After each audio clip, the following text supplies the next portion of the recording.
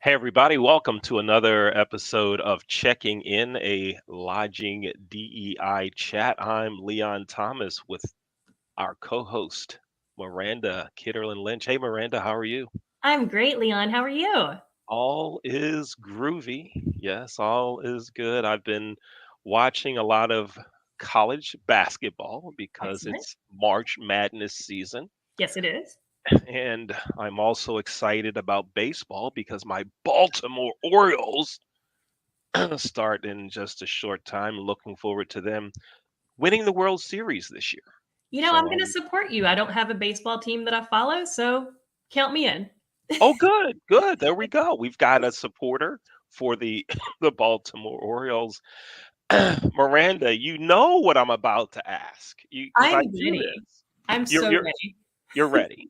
Okay, you're ready. All right. This is episode number More importantly, we're in season 2. Who would season have two. thought 4 years ago when we met on LinkedIn that we would be in episode 2 of our podcast? Sorry, season 2, episode, are you ready? 17. What? Now, I could be wrong, but I'm going to go with 17. But that sounds good. It sounds good. Even if it's wrong, let's just go with it. Yes. Season 2. I said Yep, it, so it's true. it's true. That's right. We met 4 years ago? How crazy is that? 4 years ago, with one little LinkedIn message, has brought all this. Wow, who knew? Who knew? So, if anyone's wondering about the power of LinkedIn and networking, it's real. Maybe we'll have to do a show just about that We should. to We to should. talk about it. Yeah, how Absolutely. And cool this is is that? a perfect opportunity for LinkedIn to jump in and want to sponsor our podcast. Yes, LinkedIn, we know you're listening, LinkedIn, so you might as well sponsor the show. Get in while you Might as can. well get in while you can. Yes. So, if folks, if you'd like to be a guest on the show, you can contact Miranda. How do they get in touch with you, Miranda? Honestly, the best way to find me, just Google my name, Miranda Kitterlin Lynch. You could even do Miranda Kitterlin. I'm pretty positive that you're not going to find another. I'm Right. also available, of course, on LinkedIn. I'm easy to find, hard to hide. Easy. And you can contact me via email. My email address is leon at theleonthomasgroup.com. Now, Miranda, you know that you said just Google you. Well, I Googled me, right? I Googled Leon Thomas and a musician came up. So I'm like, oh man, I can't even drop the same line Miranda's dropping here. Yeah, musician came up. Now, if you put Leon Thomas hotels or something like that, then I show up. But Is um, this where you pull out your brass instrument and serenade us? since you've asked, since you asked, no, no, no, no, no. Our producer's telling us, please, no, don't do that, don't do that. So I won't. So we have very exciting to have our guest. I'm very excited to have our guest on today. Can you go ahead, please, and introduce our guest, and we'll bring him on and have a great conversation. Yes, absolutely. I'm a big fan of our guest. Not only does he have a wealth of industry experience, but he's very much a supporter of diversity, equity, and inclusion. I had the pleasure of meeting him in person when we worked on the Alliance for Hospitality, Equity, and Diversity, ahead, AHED, pardon me. And I was just so impressed with everything he had to say about the topic and just impressed with him as an individual. And I think that this is going to be a great show. And I'm so thankful that he took the time to be on today. Yeah. Hi, Greg. Our guest today is Greg Deshields. Hey, Greg, how are you? I am doing wonderful. How are both of you? Very good. Very good. Thank you for being Everything. here. Yeah, Thank you. thanks for being with us. Now, you and Miranda mentioned that you guys were working with Ahead, and Greg, you and I met a year ago, year and a half ago, or I can't remember the time frame. We met when I was doing some research on minority hotel managers, and Yes. you and I first met there, and had a great conversation with you. So thank you again for spending time with us. And before we jump into the actual questions and conversation we're going to have, will you jump on the Baltimore Orioles bandwagon with me and Miranda? Will you do that? I mean, I'm a big fan of the Baltimore Orioles. It's not far from where I am in Philadelphia, so I'm going to say yes. I know some really great people who are in the Baltimore area, so them winning would be fantastic. Done. Done. We have at least three Baltimore Oriole fans, and I am wearing orange today. Thank you very much. I love it. Awesome. So, Greg, if you could share with us a little bit about um, your your evolution in the industry. So, the types of work that you've been doing in the industry. I know it's tourism. Most recently, what has been your favorite job that you've had in hospitality and tourism? Well, there have been all these various chapters to my experience in the hospitality industry. And a big shout out to my alumni academic institution, Johnson and Wales, because it all really began there, to be quite honest. But from there, I spent a number of years working in operations with various hotel companies like Hyatt and Sheraton and Omni, later moving into more independent properties. But I think as I had an opportunity to expand beyond the operational aspect of the industry is where I began to find the work that I really loved the most. For a number of years, I led a nonprofit organization that really created access and opportunity for people from underserved communities to find career paths in the hospitality industry. And I have to tell you, that was one of the most personally rewarding experience to be able to create paths for people who just may not even have a path. But my experience with Temple University and the School of Sport, Tourism, and Hospitality Management is probably one of the crowning effects of my career. I had the honor of working under Dr. Elizabeth Barber, who created the school, and Jeffrey Montag, who was our associate dean. And I had a very deep appreciation for the 13 years I was with Temple, not just working with our campus here in the US, but our campus over in Tokyo as well. And as I segued from that and later moved into more the operational side again, working at the Convention and Visitors Bureau in Philadelphia, leading PHL diversity was just a phenomenal opportunity for me. It was really the passion job that I always wanted. I'd been on the board for the organization for about forever. So then having the opportunity to take the helm for about 7 years was fantastic. And then, of course, most recently, working with Tourism Diversity Matters, really looking at issues of diversity, equity, and inclusion on a national level. But I think what's really important, I think for anybody who's listening, and certainly the young people who might be considering what are their choices and what are their options, I would say that from my experience and my evolution in the industry is to always look at what can be offered to you. And it's more than just working for a particular brand or working in operations, but it's thinking more broadly about the industry and all the different components that really make up our industry, thinking more strategically, more financially, and just big picture in terms of what tourism actually means to the economy here in the United States. Yeah, absolutely. And I'm so excited about this conversation again because of your wealth of experience in the industry. When you talk about all that our industry has to offer, this is a conversation that Leon and I have had both with each other and with our guest. We find that young people often are not aware of all the opportunities that they are. And when you say hospitality and tourism, people immediately think either housekeeping or checking people in or serving tables. And really, that's not even a tiny portion. That's not even the tip of the iceberg when it comes to our industry. How have you spread awareness about the opportunities that our industry can offer people in terms of a wonderful and successful career?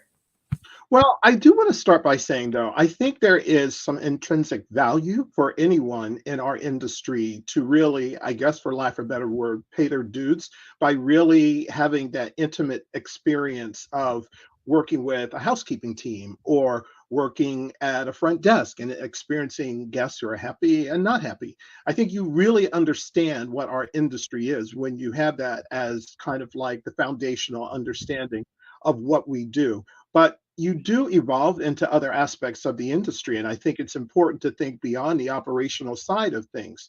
There are certainly aspects of it that are tied to municipalities and how they create economic impact and create jobs for individuals.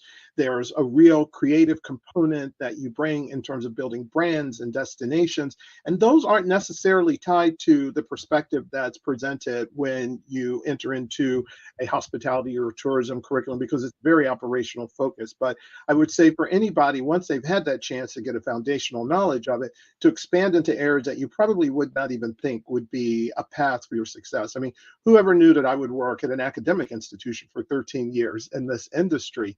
And for me, it was one of the most fantastic ways of appreciation of what it means to develop a very well skilled and knowledged workforce, especially those who are going to step into leadership roles. So I think it's important to make sure that you have a strong foundational understanding of the business, but to make yourself available and open to nuances and aspects of the industry that may not have even thought to be a career path, but certainly one of the steps that you build as you move forward. Yeah, absolutely. And Leon, before you jump in, I would go so far as to say that having worked in guest service, especially at a line level position, I think not only makes you a better hospitality industry career professional, I think that anyone in society working that job any amount of time makes for a better society as a whole. I think that it can really breed awareness about self and others, as well as just how to treat people, right? So I say that, don't let my daughters hear that when they turn 18. Checking in, a lodging DEI chat is produced by the Leon Thomas Group. To learn more, go to theleonthomasgroup.com. The Leon Thomas Group hires interns and recent grads to work as part of their production teams. As part of the experience that the interns and recent grads receive at the Leon Thomas Group, they work on videos and other commercial projects. Take a look at these 4 projects that were all completed by interns and recent grads of the Leon Thomas Group. Renting is everything. It's style at your doorstep, off the runway and into your closet. It's every trend you've been dying to try and every designer you've yet to discover. It's wearing it your way every time and making it count everywhere you go. It's never worrying about what to wear because something new is always coming your way. That's why renting is everything. New styles, top designers, all for a flat monthly fee. Start your subscription at renttherunway.com.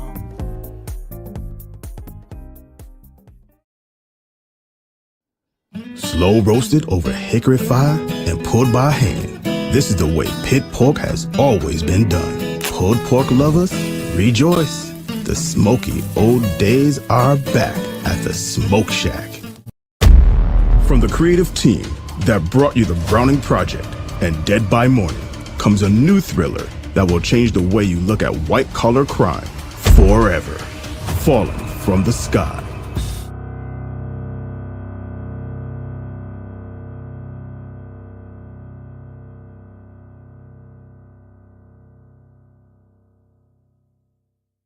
Water.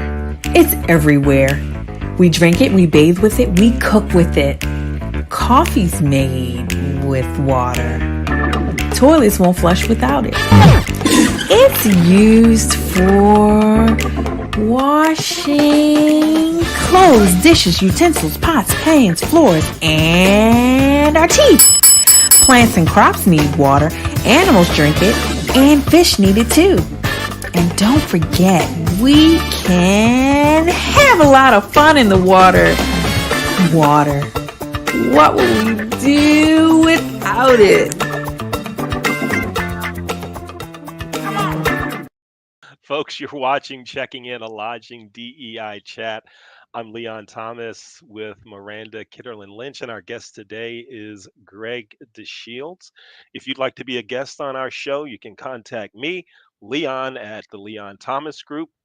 or you can contact Miranda. And to contact Miranda Kitterlin Lynch, just Google Miranda Kitterlin Lynch. Greg, when someone is working at a line level position and they realize that this is something that they want as their career path, what do you suggest to them? How do they move into management, or how do they branch out into other areas of hospitality? What's the best way for them to do that? Well, I think it's important that you kind of think beyond the limits of what you see and what you do every day, or to at least be inquisitive about how certain things connect with you in what you do in your day-to-day activity. For example, if I work at the front desk and my responsibility is checking in people, well, I'm going to check in a lot of different people. I'm going to check in some individual guests who just find us and register or reserve and then stay at our hotel. Some may be specific groups that are coming in, and some may be part of a citywide convention. So that would be one of the places that I would say you'd want to be inquisitive and start to figure out, well, what is a citywide and how did it come to us through the Convention and Visitors Bureau? And what is a Convention and Visitors Bureau? What are the things that they do? It takes you out of just what you do from within that operational aspect of the hotel, but it's now also offering up to what is that economic driving engine that brings not just groups, but valuable resources to our local community. So that is amongst the ways that you begin to look further. For example, I recall for me, one of the things that really stood out in working operationally is building training programs for new employees. So that's really about workforce development. So if you're a front office manager, if you're a housekeeping supervisor or a housekeeping executive housekeeper, you want to figure out what is the best ways that I can teach my employees to be more efficient in the way that they work, more thorough and more detail oriented. So you create these training programs and you're trying to find a way to resonate information that can help to make an individual do their job better and help ultimately the organization to be more successful.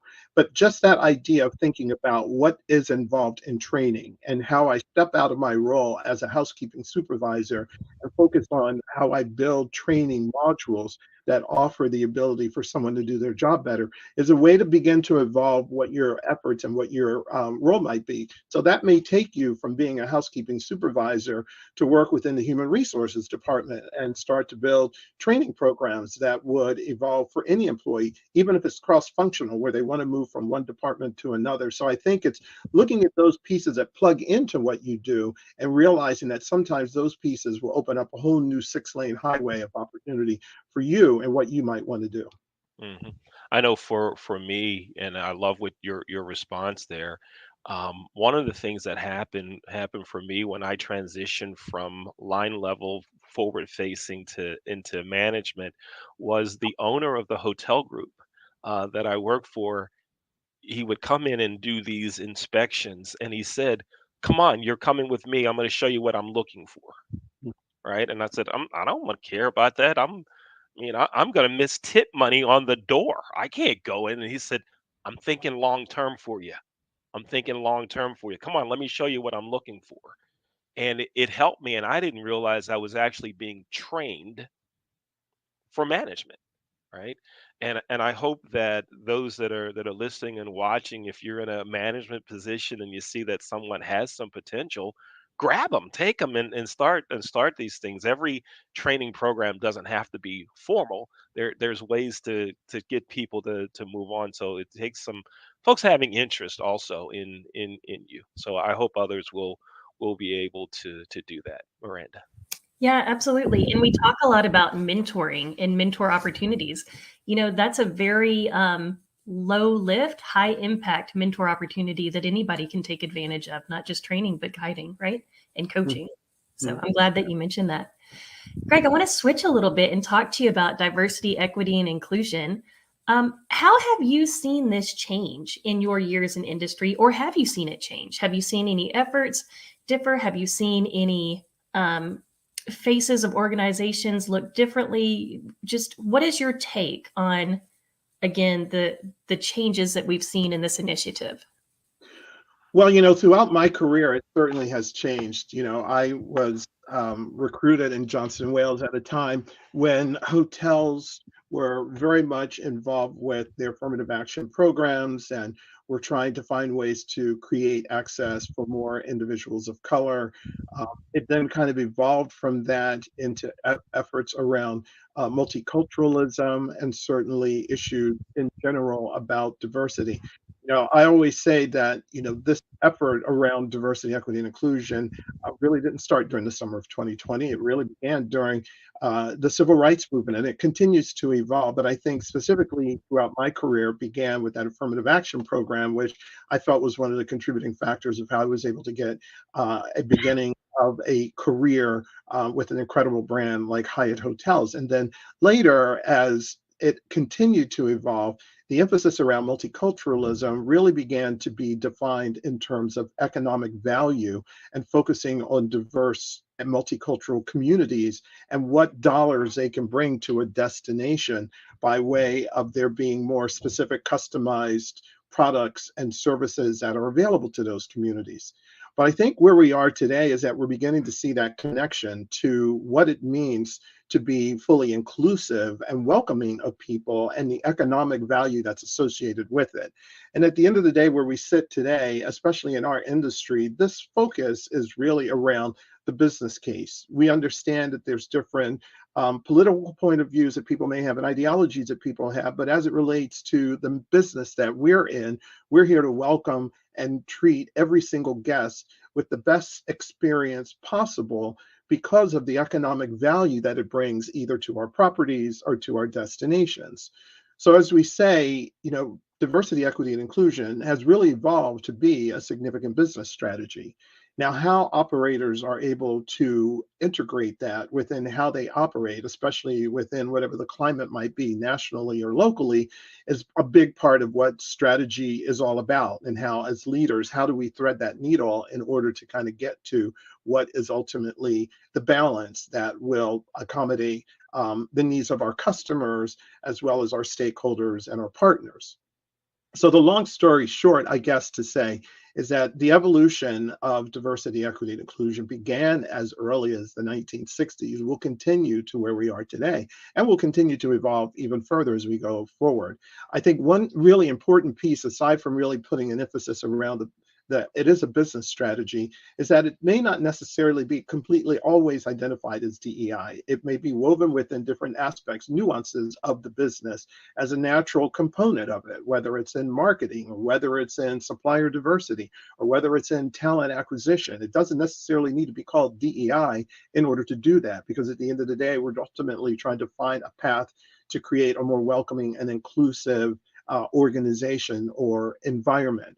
So I would say that absolutely, once again, it centers upon being a business strategy, but as we go forward, it may evolve into something different than what perhaps we've been identifying it for the last 3 years. I think it's so important that you share that. Two big things stand out to me in what you've just shared. The first being that it's a business strategy, and I've said this before, and I'll say it again and again and again and again. Perhaps you are a person who does not value diversity, equity, and inclusion. It's fair to say that these people exist in business. However, regardless of where your beliefs and values lie, you probably do value profits, money, right? And so if we can say anything about these efforts, it's that it will benefit your bottom line, right? Is that fair to say? Yeah, but I would be mindful of it, though, because there are a variety of different ways of determining what the business benefit is. So we can certainly go to a quantitative perspective and say, because you expanded your markets to include more, Black people, that you now see that you've increased your performance of your organization by 20%, or you've had more revenue that have been generated.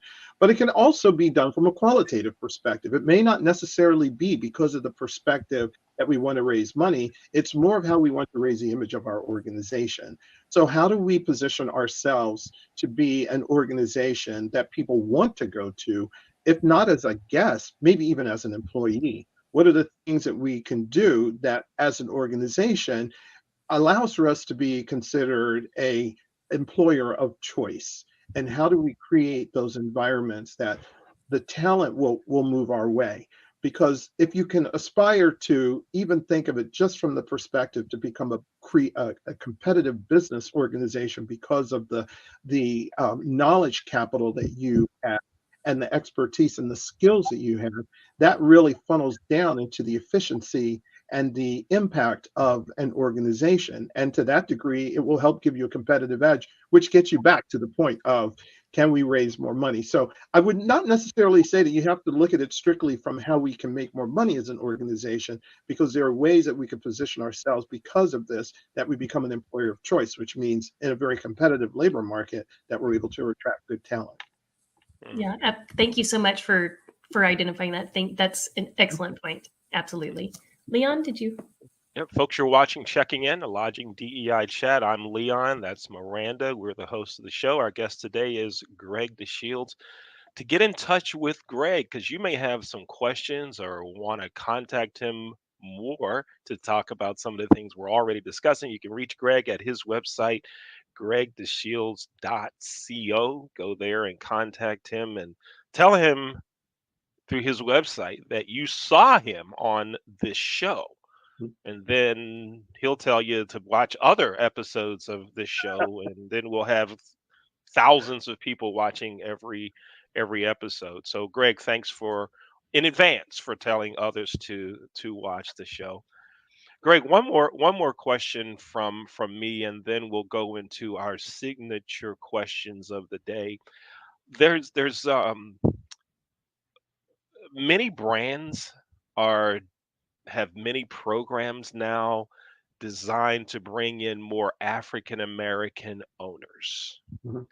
And I see all those programs, but the talk of let's have more black general managers, let's have more blacks in leadership, that conversation's kind of going away, and the focus is now on ownership.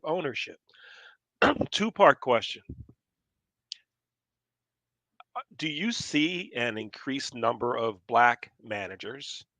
And where should the industry's focus? Should it be on ownership? Should it be on managers? Where do you think the best line of attraction should be?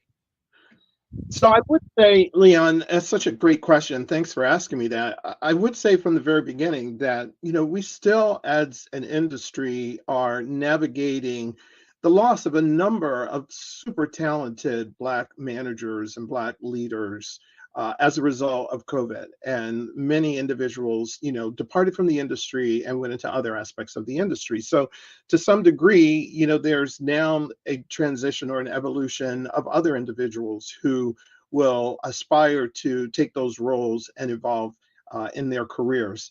I think there are far more many choices that individuals have, especially those who might be at a managerial level, that might cause them to, make a difference between perhaps working in a consulting group or working in real estate, as opposed to perhaps working in the tourism and hospitality industry. And I think the industry is doing a great job in building its brand and its reputation and attracting talent. I think specifically, though, to your question about owners or managers, and listen, I'm a big advocate for the work that the National Association of Black Hotel Owners, Operators, and Developers have done for many years to really encourage that more individuals move into Black hotel ownership. And, it's been without any doubt a constant beat of the drum that, the more Black hotel owners there are, probably the greater the number of opportunities there are for those who want to work in an organization where the ownership look like them. So I would be a strong advocate to encourage how individuals who are Black, who are whether they're at an HBCU or non-HBCU, that they're getting exposure to the concept of ownership. I remember sending some of those hotel ownership 101 classes, and it was amazing, the financial investment that's needed just to have like a 35-room Nights Inn or something like that. So it is feasible to move in that direction. So I would be more inclined, especially as we kind of evolve in this industry, to continue to push that more individuals consider and pursue that idea of ownership. And if they are, in fact, in a managerial role, that they perhaps see that as how they take the talents and the skills that they have acquired and use that as writing the next chapter of what they want to do. But I would start off by just saying once again that I think the amount of Black managers has probably been a reduction because many may have left the industry as a result of COVID. Mhm. Let's do this. Let's have one more question. Miranda, you ask one more question, and then we'll go to our two signature questions of the day. But, Greg, so that we can get prepared for those signature questions, just grab a pen so that after Miranda asks this question, and then when we go to our signature questions, you are ready to write the signature. Okay, go ahead, Miranda. So I just want to circle back to how you and I met, which was working on the AHEAD initiative. And I know that we've had Brian Barker come on early in the show. I believe he was our first guest on the show to share what we were doing with AHEAD, but that was a little over a year ago, if not longer. Could you share with us your involvement with AHEAD and what you've seen, and just kind of remind our listeners what this initiative is and how they can contribute if they so desire? Well, I think a program like AHEAD is really a crucial tool in order for individuals to connect the opportunities of engaging with diversity, equity, and inclusion initiatives and the evolution of individuals through their academic learning. What I've certainly found from my involvement is that it's a great platform to share new ideas and new strategies around how we're able to incorporate a more inclusive environment for individuals who'd like to aspire in this industry, but also to connect those organizations and those partners that have great programs to plug into. You know, as I look back in a lot of the different ways that I was able to be a part of the AHEAD program from the very beginning, I think one of the things that attracted me to it was there was this creative initiative to build a bridge. And often there just aren't those pathways or those on routes for people to say, here's another way for me to evolve my career, or here's another way for me to be very participative in the industry. So I would probably, use those as a best way for me to suggest the engagement around the particular program. And I give it an A plus, by the way. Awesome. Thank you so much. Leon? Greg, you've made reference to Johnson and Wales University, that you were a graduate of Johnson and Wales. My oldest son, Aaron, is a graduate of Johnson and Wales also. Yes, he graduated, wow, a long time ago, but he's a graduate of Johnson and Wales. And interestingly enough, I was working in industry at the time when he told me he wanted to go to Johnson and Wales because he wanted to be a chef and a restaurant manager, and I fought him on it.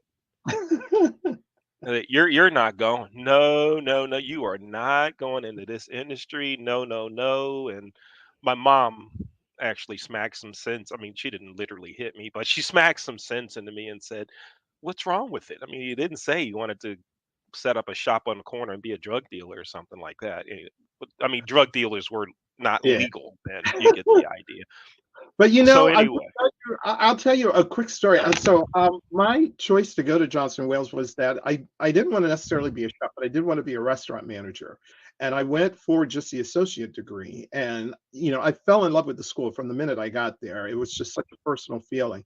But I had an incredible professor, Peter Van Cleet, who was like a 1950s hotel guy, who was one of the instructors, who was in the process of building the 4-year hospitality program. And I was in the 2 years. So he was the one who encouraged me to get a hospitality degree, a 4-year degree. And I was in the first graduating class of the 4-year hospitality program at Johnson and Wales. I know I shouldn't say that. But anyway, it was such an incredible experience. And I learned so much about the hospitality industry beyond what I had even imagined from when I originally entered into the institution. And even still today, I look back on my time with Johnson and Wales in a very warm and fond way.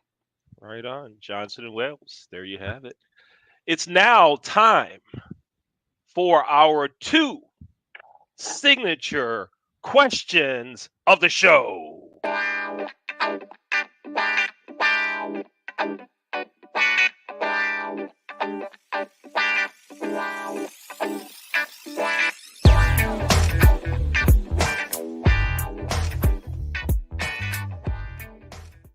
All right, here we go. Two signature questions of the show. Greg, put that pin up here so we can see the pin. And go ahead and sign. Let's see your signature. 2 signature questions. Here's the first one. Have you ever had a Maryland crab cake? Yes, I have.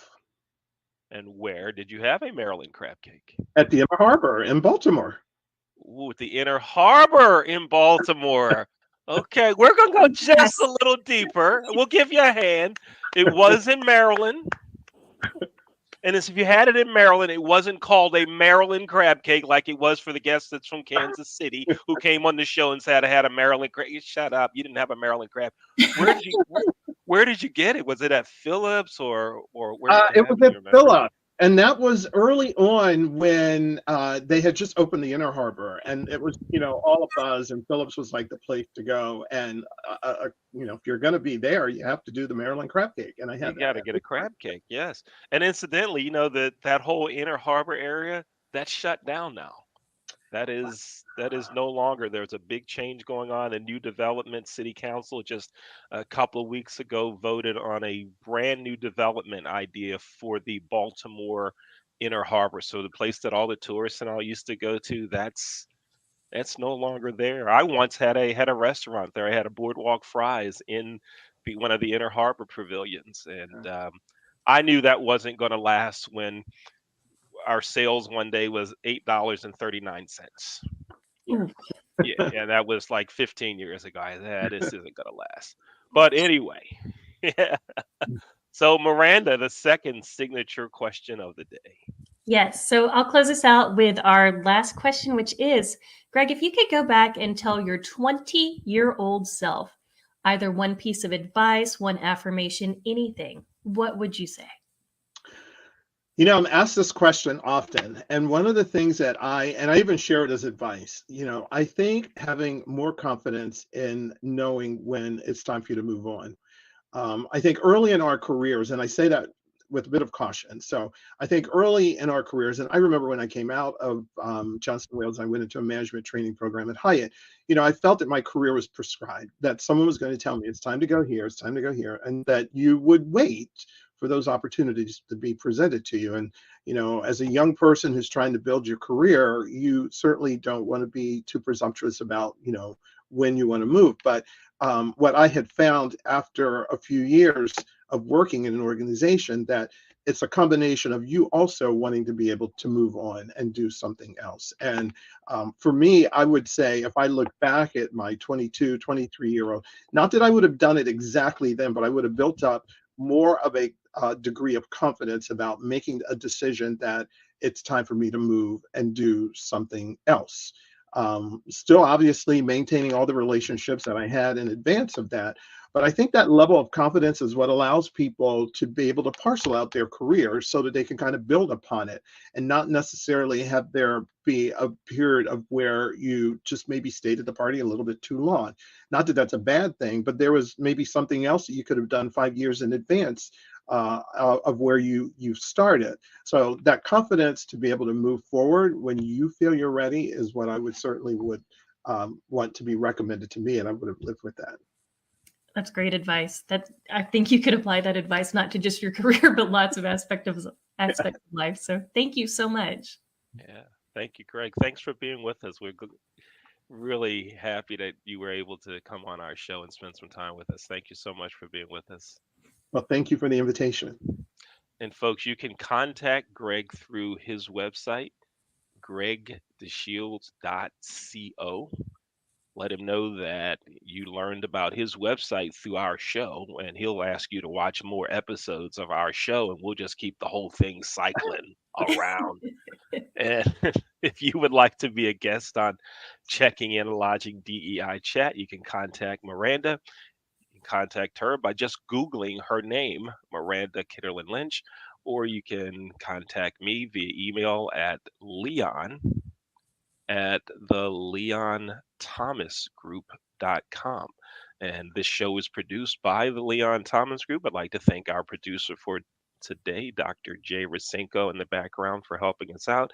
And thanks to all the students and interns that will be helping in editing and the other things that we do at the Leon Thomas Group.